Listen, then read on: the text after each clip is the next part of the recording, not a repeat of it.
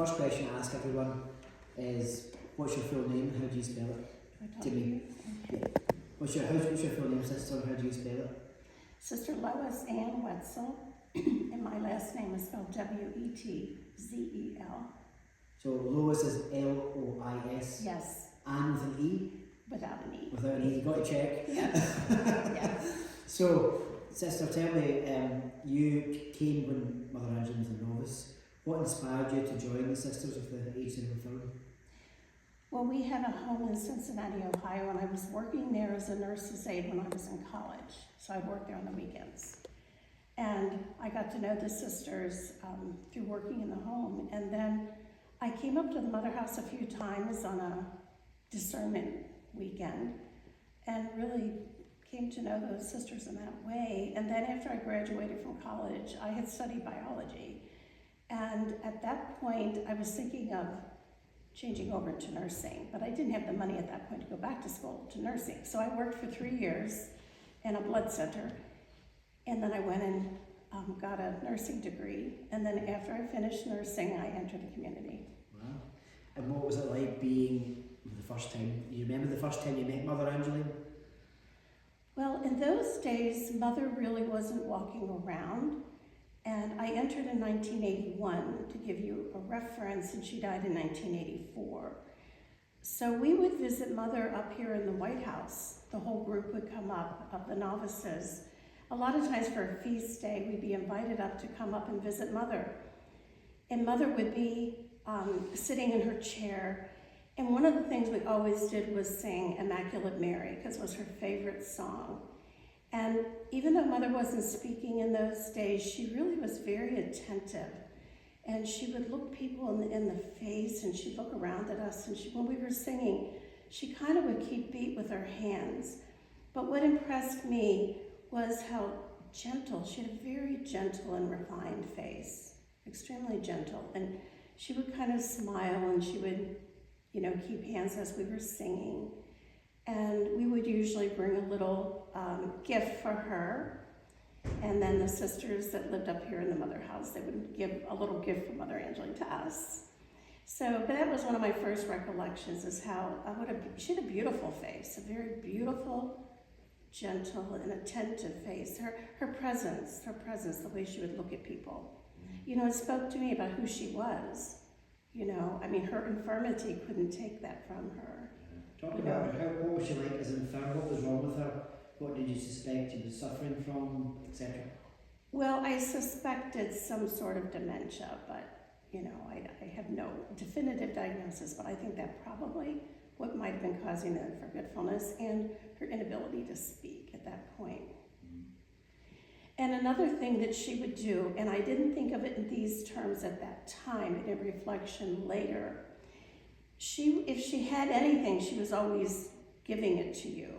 So if she had a cookie, she would start breaking the cookie up and giving it to us. And it was in later years, reflecting back on that, I felt like I was receiving Eucharist from our Mother Foundress, in the sense that the Eucharist of giving ourselves to others. And it was in her nature to give. I could see that. And if she did speak, sometimes she was able to speak a couple words, or she would say, "Did they have tea? Do you want anything?" She always went, "Do we want anything? Do we need anything?"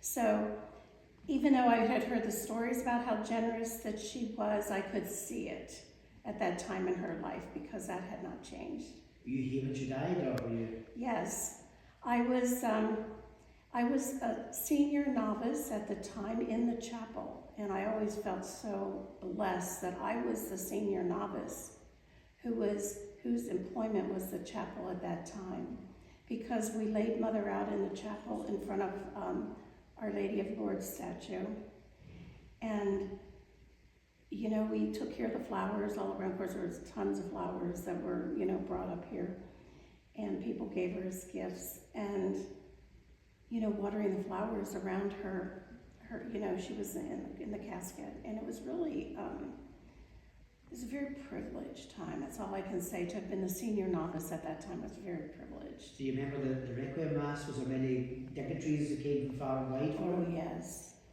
There were many, many, many priests. I mean, at that time, I didn't know all the bishops and who they were, you know, because I was young in religious life, but oh yeah, there were so many priests and the chapel was full. Then they had a mass for her down in New York City at St. Patrick's Cathedral as well. Yeah. Was that equally as busy, I guess? Yeah, we went down there. Yes, it was. Yeah. Fantastic. Yeah. So you come here to Avila. You stay here now in Avila? Yes. You stay here. You still feel that Mother's presence is all around, and her grave's up there, up the road there. How do you feel about her presence here still? Well, I think Mother's presence, for we see her everywhere. We have her all over, you know. But her presence is something that just permeates because I have those memories of her. It's never far from a memory, because as I see her, especially when I'm looking at a picture now of her in her older years, that's exactly as I remember her, you know.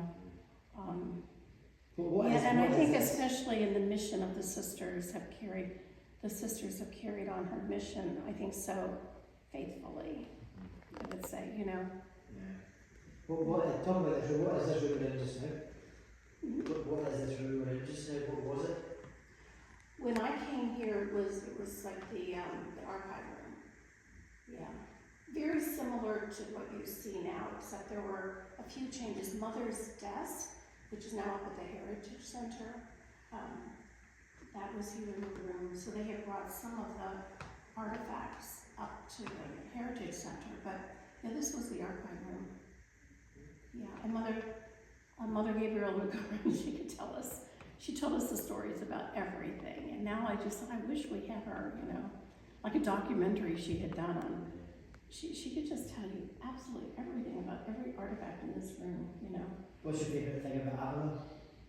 My favorite thing about Avila, I feel like it's a spiritual center of the community, and I feel privileged to live here because I'm working in formation, so I do live here. And many, many years I was living out on the missions as a nurse. I'm working as a nurse. But here at Avila, I feel it's like our spiritual center. I feel that very strongly. It's our spiritual center. It's kind of like the life force of the community. Our mission doesn't mean anything without our prayer life, you know, without our spiritual center. So do you think hopefully in our lifetimes we'll see her beatified and canonized? I hope so. I mean, you know, I really pray for that. You know, I hope that would happen because I think she's a great model in a world that needs that witness today. We really do, with the assaults on both ends of life, the beginning of life, but the end of life that's happening now. And she's a witness that's really needed for the world, you know. So I hope so because Mother, I just think that her witness is needed in our world today. Lovely. You know. Very good. Beautiful.